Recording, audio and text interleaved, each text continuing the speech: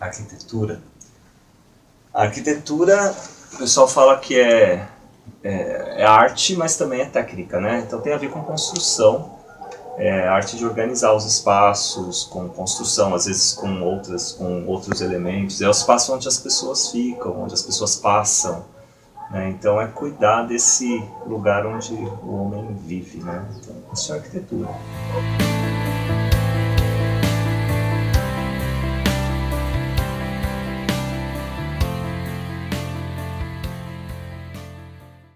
É difícil definir a arquitetura, né? A arquitetura ela pode servir para vários propósitos. Ela pode servir para encantar, ela pode servir para funcionar. Essencialmente, a arquitetura ela tem que servir ao propósito para o qual ela foi projetada. Então, se você projeta uma habitação, ela tem que ser um espaço habitável. Se você projeta um restaurante, ele tem que ser um espaço que as pessoas possam frequentar para comer, para beber. Então, a arquitetura ela tem que cumprir a função principal dela. A estética é a possibilidade de você associar a função à beleza. Quando você consegue juntar o melhor dos mundos, né, a melhor funcionalidade daquele projeto para a melhor estética, a melhor forma, é a união do conceito e do partido. Com a união do conceito e do partido você chega numa arquitetura, numa obra-prima, né, no estado da arte da arquitetura. Olha, a arquitetura como projeto, né, de arquitetura é algo que é essencial para se planejar algo que é necessário. Então, eu planejo fazer um projeto de uma habitação. Então, é possível você projetar aquilo. Projetar, começando mais da etimologia da palavra, projetar significa planejar o futuro, né? Imaginar o que vai acontecer. Na arquitetura, você consegue imaginar o que vai acontecer naquele determinado ambiente para um cliente. Então, o cliente te solicita uma residência, uma clínica, um supermercado, você consegue projetar para ele o que ele vai ver construído, né? Por isso que é necessário você ter um profissional para fazer um projeto para você.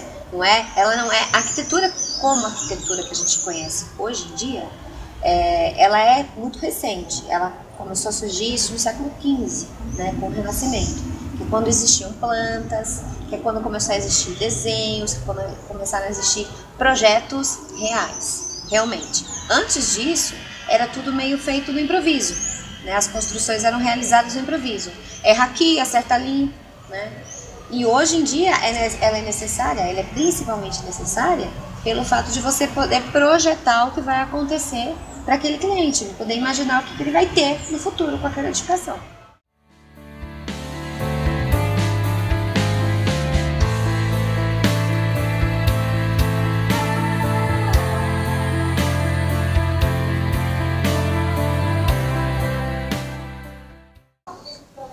Eu acho que tem muita coisa boa no Brasil. Eu acho que as pessoas... Arquiteto é um pouco igual técnico de futebol, né? Todo mundo acha que sabe fazer, né? Então, acha que sabe escalar o time do Brasil, mas... né? E todo mundo acha que sabe definir como a casa deveria ser e tal, né? Então, acho que às vezes o pessoal acaba subestimando a importância da arquitetura. Mas quando eles entram num lugar e veem um lugar bem pensado, um lugar onde foi planejado direitinho, aí eles sentem a diferença de um lugar bem projetado. Aqui no Brasil tem muita coisa boa, né?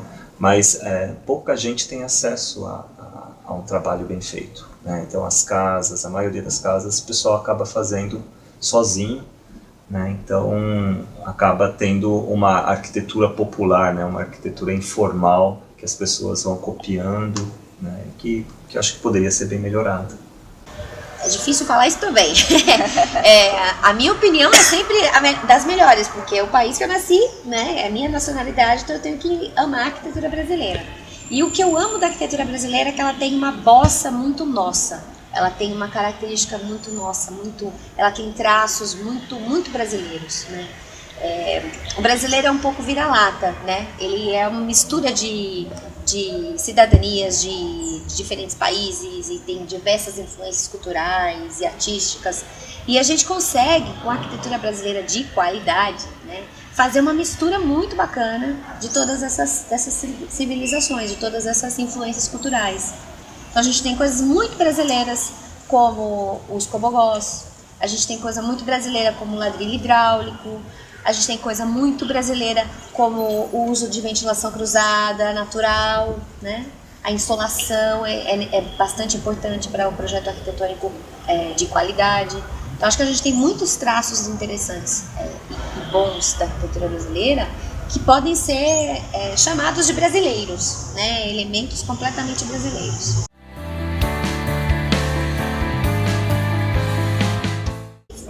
O ápice da arquitetura brasileira foi no modernismo, né? Nos anos 50, com a influência do Niemeyer. Ele foi o arquiteto que mais se destacou a partir daquele momento, porque ele conseguiu trazer essa influência, essa coisa do traço brasileiro para a arquitetura e conseguiu realizar essas obras de grande impacto, né? Começou com a Pampulha, em Belo Horizonte, e com o JK apoiando ele, e depois ele foi convidado para fazer Brasília. Isso tudo aconteceu na década de 50, 60, então todo esse processo foi no momento do modernismo, até o brutalismo brasileiro que começou nos anos 70, 80. E assim, eu não acho que tenha que haver um ápice, eu acho que a arquitetura tem que ter qualidade, não importa a década, né? Não importa se tem um ápice, não tem um ápice, se é uma época de baixa ou de alta. A época de baixa e de alta também é dada muito pela economia, né? A arquitetura também é movida pela economia, né? E o contrário também. Então, hoje em dia, as pessoas meio que elegem ou consideram toda essa época modernista como uma época que seria o ápice, né? Mas, na verdade, tem várias épocas, né, que a arquitetura do Brasil foi bem valorizada, desenvolvida, né? Então, normalmente é quando a economia está bem, né? Então, na época do café, a gente teve bastante coisa acontecendo em São Paulo, principalmente. Depois veio o pessoal do modernismo, teve todo o desenvolvimento de Brasília, que também foi um investimento muito grande. Mas antes disso já tinha, em escala menor, outros investimentos aqui na cidade de São Paulo, ou mesmo no Rio de Janeiro, né, com uma coisa mais colonial. Toda aquela arquitetura colonial do ouro também foi muito importante, né? Então foi um ápice daquela época, né?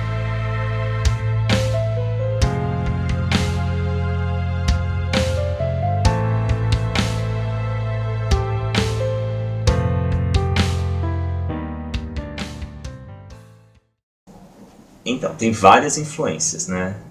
A gente tem uma influência muito forte portuguesa, né? Então, a nossa influência maior é europeia. Se você for olhar outras construções no mundo, você vai ver que a nossa arquitetura é mais próxima da europeia, principalmente em materiais, técnica construtiva, né? Toda essa parte de alvenaria. Então tem toda uma arquitetura eclética, que eu acho que são os grandes centros de cidade, que o pessoal acabou crescendo as cidades com isso, e ultimamente tem toda essa parte modernista, tem alguns arquitetos que chamam Le Corbusier, Mies van der Rohe, são pessoas que influenciaram os arquitetos brasileiros, o Niemeyer, o Lúcio Costa, então, o Paulo Mendes da Rocha, eles todos tiveram influências em alguns arquitetos europeus modernistas, que é o que o pessoal chama hoje de arquitetura brasileira, uma arquitetura mais modernista. Então, o pessoal elege mais ou menos isso. A gente tem várias influências, não tem só uma, né? A gente tem muita influência da arquitetura moura, né, com os muxarabi, que são aqueles como se fossem telas de madeira que eram usadas para resguardar as mulheres das famílias. Elas poderiam observar o exterior e não seriam observadas. Toda aquela questão do véu, né, de proteção. A gente tem essa influência aqui. A gente tem influência moura, que é dos espanhóis. A gente tem muita influência portuguesa, com o uso dos revestimentos como azulejos. A azulejaria portuguesa foi trazida pelos portugueses para o Brasil e a gente acabou trazendo isso para as nossas cozinhas, para as nossas edificações, nossas residências. Alguns espaços hospitalares também tem, né, azulejaria. A gente tem bastante influência europeia, principalmente, né? Acho que Portugal e Espanha são os mais impactantes, mas isso não quer dizer que a gente não tem influência norte-americana também, né? E hoje em dia a gente percebe uma influência muito grande escandinava, apesar de serem opostos em relação à temperatura e tudo, clima e região geográfica, tudo muito diferente. A gente tem uma influência no lifestyle escandinavo, que é morar sozinho, morar com poucos móveis, o minimalismo. A gente tem essa influência hoje na contemporaneidade, mas acho que isso é muito globalizado, não é só no Brasil.